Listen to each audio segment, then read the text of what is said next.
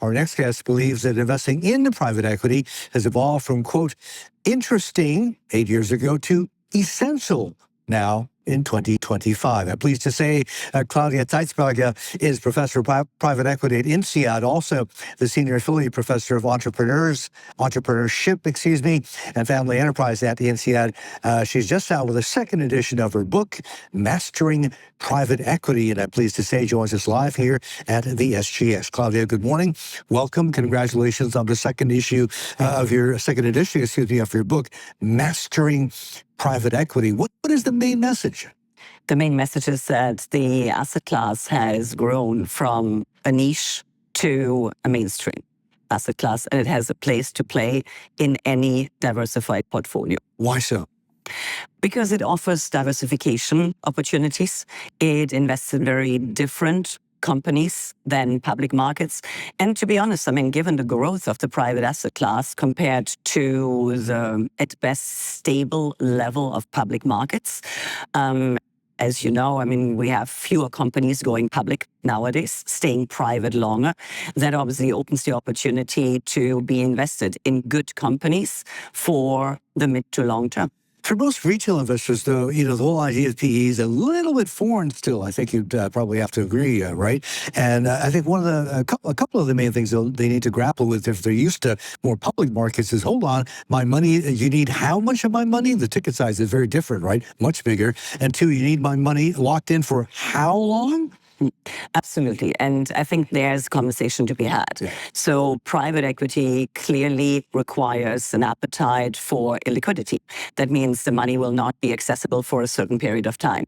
Nevertheless, the traditional 10 plus 2 plus 2 year funds have now been converted into evergreen or semi-liquid vehicles, which offers high net worth individuals an opportunity to allocate capital and have access to it a little bit earlier.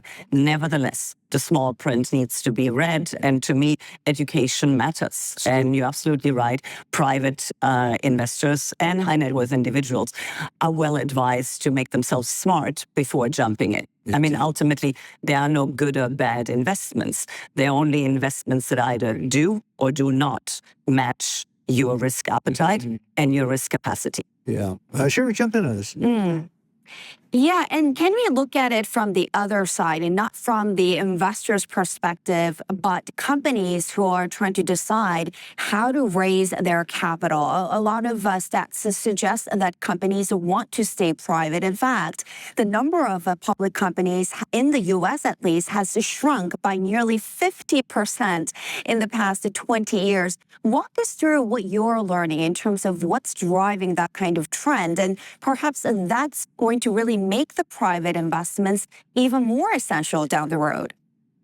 Absolutely. So going forward, or what we've seen in the past, is more capital available for companies to raise the capital that's needed and to stay private without going public. That comes then without any of the burden that a listing basically drives. In addition, private equity funds very often nowadays are very hands-on.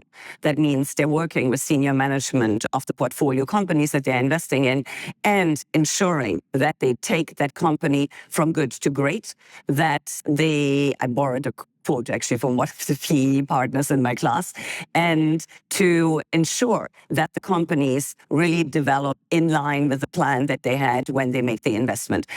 With the expected growth of assets in private market, I cannot see this trend changing. I expect that companies will take the opportunity to stay private longer rather than opting to go public, which obviously, again, back to the investors we talked about early on, is a concern for them. So the relevance of public markets in comparison to private markets is a conversation. Yeah, and the fact that the private equity has now sort of made their entry into the 401k as well. I think this is sort of becoming a different animal here. But can we just sort of pivot to talk about the rise of private debt as well? Because I think the idea and the reason why it has invited a lot of naysayers is because it's opaque. We don't know what's going on, and the money is locked up for 5, 10 years. Do you see any risk of a private credit market in the U.S. just because it had just such a big run? And in terms of macro situation, there are a lot of reasons to be worrying right now. Do you think that that could actually be the source of something going wrong for the global markets?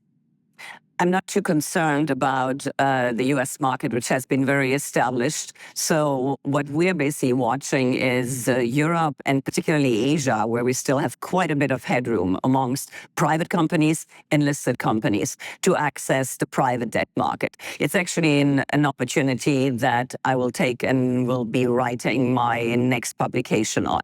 So private debt is to be watched in Asia. Nevertheless, you're absolutely right.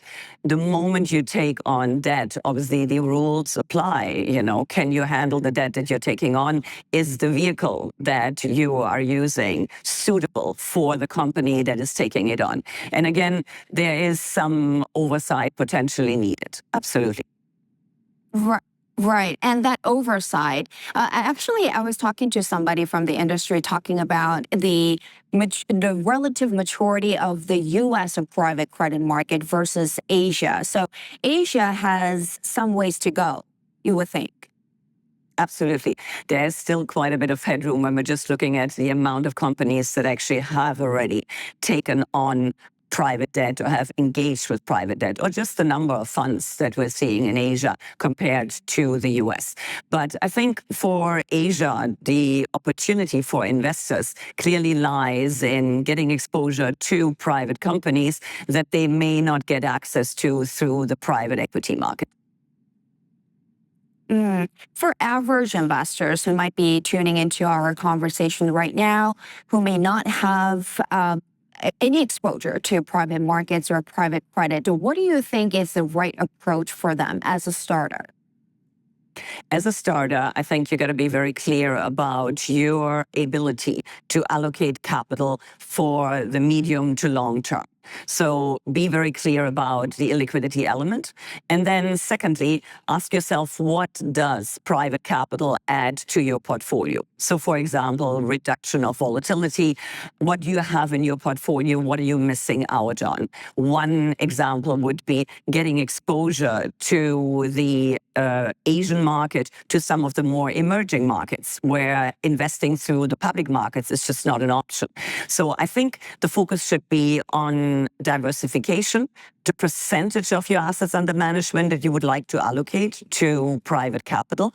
And then around that also the selection of the fund managers. What are you basically looking for in terms of their capability? I mentioned before, operational value creation will play a larger and larger role in the performance of funds. So the funds that are set up to add value to their portfolio companies are the ones to look out for.